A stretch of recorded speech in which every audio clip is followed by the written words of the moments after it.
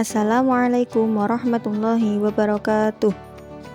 Selamat pagi anak-anak hebat. Bagaimana kabar kalian?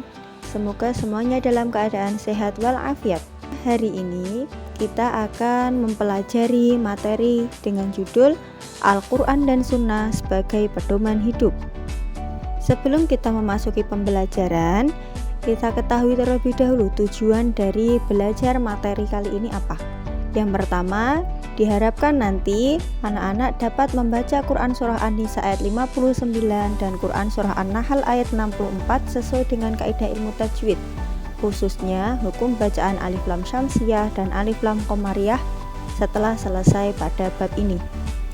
Yang kedua, diharapkan anak-anak bisa menghafalkan Surah An-Nisa ayat 59 dan Quran Surah An-Nahl ayat 64 sesuai dengan kaidah tajwid. Yang ketiga, anak-anak diharapkan mampu menjelaskan kandungan dari Quran Surah An-Nisa ayat 59 dan Quran Surah An-Nahl ayat 64 tentang kedudukan sunnah terhadap Al-Quran.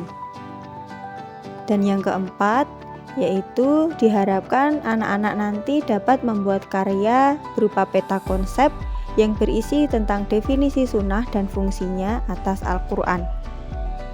Baik, kita lanjut ke titik fokus materi yang akan kita bahas.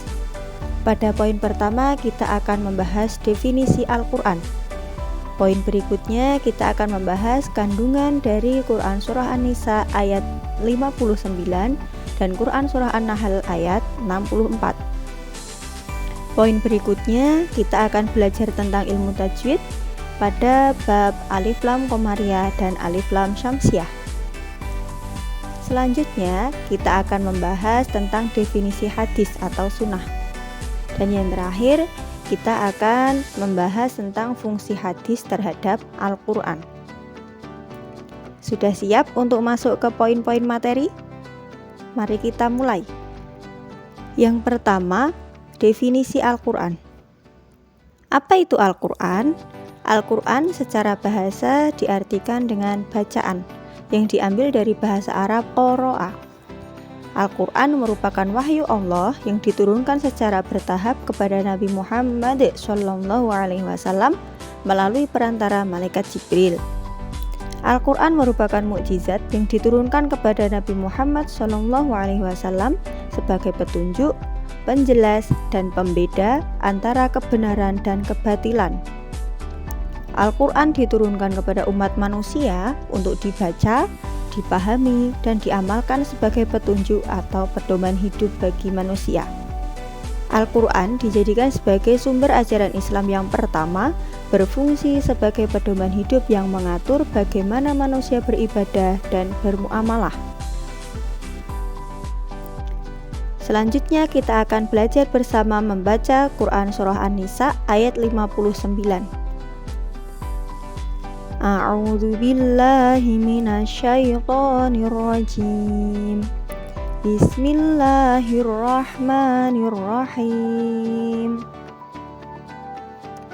Ya ayyuhalladzina amanu athi'ullaha wa athi'ur rasula wa ulil amri minkum. فَإِن تَنَازَعْتُمْ فِي شَيْءٍ فَرُدُّوهُ إِلَى اللَّهِ وَالرَّسُولِ إِن كُنتُمْ تُؤْمِنُونَ بِاللَّهِ وَالْيَوْمِ الْآخِرِ ذَلِكَ خَيْرٌ وَأَحْسَنُ تَأْوِيلًا. Artinya, wahai orang-orang yang beriman, taatilah Allah dan taatilah Rasul Nabi Muhammad serta ulil amri atau pemegang kekuasaan di antara kamu. Jika kamu berbeda pendapat tentang sesuatu, kembalikanlah kepada Allah yang berupa firman Al-Quran dan Rasul berupa sunnah. Jika kamu beriman kepada Allah dan hari akhir, yang demikian itu lebih baik bagimu dan lebih bagus akibatnya untuk hidup di dunia dan di akhirat. Ayat yang kedua yaitu Quran Surah An-Nahl ayat 64. Bismillahirrahmanirrahim. Wa ma anzalna 'alaikal kitaba illa litubayyina lahumul ladzi ikhtalafu fihi wa hudaw wa rahmatan liqaumin yu'minun, yang artinya kami tidak menurunkan kitab Al-Quran ini kepadamu Nabi Muhammad kecuali agar engkau menjelaskan kepada mereka apa yang mereka perselisihkan, serta menjadi petunjuk dan rahmat bagi kaum yang beriman. Dari dua ayat yang sudah kita baca, berikut isi kandungan ayatnya. Yang pertama dari Quran Surah An-Nisa ayat 59, berisi penjelasan tentang keharusan setiap mukmin untuk taat kepada Allah, taat kepada Rasul, dan taat kepada pemimpin. Tentu ketaatan dan kepatuhan kepada Allah, kepada Rasul, dan kepada pemimpin harus didasari dengan keimanan. Keharusan menaati pemimpin yang benar, yang wewenangnya tidak bertentangan dengan nilai dalam Al-Quran maupun hadis. Jika wewenang seorang pemimpin itu melanggar kebenaran yang terdapat dalam Al-Quran ataupun hadis, maka kita tidak wajib untuk menaatinya. Berikutnya kandungan dari Quran Surah An-Nahl ayat 64 berisi tentang bahwa Allah mengutus Nabi Muhammad untuk membawa tugas menjelaskan Al-Quran. Al-Quran sebagai dasar pedoman untuk menilai kebenaran. Al-Quran sebagai pembimbing yang menjelaskan persoalan yang diragukan, menuntun ke arah kebenaran atas bimbingan wahyu. Jika terjadi perselisihan, terutama perselisihan dalam hal agama, kembalikanlah penyelesaiannya pada Al-Quran dan hadis. Al-Quran sebagai rahmat bagi orang-orang yang beriman. Selanjutnya, setelah kita selesai membaca dua ayat tadi, kita akan belajar tentang tajwid, yaitu alif lam qomariyah dan alif lam syamsiyah. Alif lam qomariyah biasa juga disebut dengan idhar qomariyah, sedangkan alif lam syamsiyah disebut juga dengan idgham syamsiyah. Idhar qomariyah adalah apabila ada alif lam bertemu dengan salah satu huruf qomariyah, maka al harus jelas terbaca.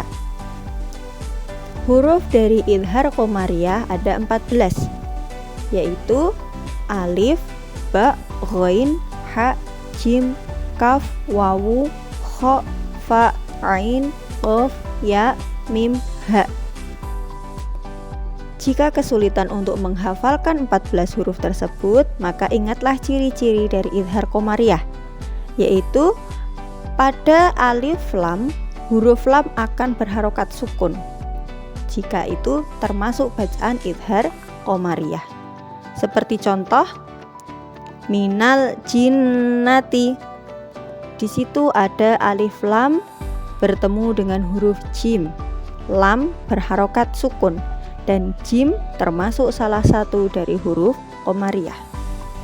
Contoh yang kedua, wal fajri. Bisa dilihat ada alif lam dengan lam berharokat sukun bertemu dengan huruf fa, dan fa termasuk salah satu huruf qomariyah. Pada bacaan idhar qomariyah perlu diingat lagi, lam harus jelas terbaca. Minal jinnati wal fajri. Baik, kita bergeser pada idgham syamsiyah. Idgham syamsiyah adalah apabila ada alif lam bertemu dengan salah satu huruf syamsiyah, maka al tidak terbaca. Huruf idgham syamsiyah juga ada 14, yaitu ta, sa, shod, ro, ta, dod, zal, nun, dal, sin, zo, zain, shin, lam. Apabila kamu kesulitan untuk menghafalkan ke-14 hurufnya, maka ingatlah ciri-cirinya. Untuk ciri-ciri dari idgham syamsiyah yaitu huruf alif lam tidak memiliki harokat dan akan bertemu dengan huruf yang bertasydid. Seperti contoh wan-nas. Di situ ada alif lam bertemu huruf nun, alif lam tanpa harokat dan nunnya menyandang tasydid. Nun termasuk salah satu dari huruf syamsiah. Contoh kedua, wasyamsi, ada alif lam bertemu dengan huruf shin. Alif lam tanpa harokat, huruf shin menyandang tasydid. Shin termasuk salah satu dari huruf syamsiah. Baik, kita lanjutkan poin pembahasan tentang hadis. Apa itu hadis atau sunnah? Hadis adalah sumber hukum yang kedua setelah Al-Quran.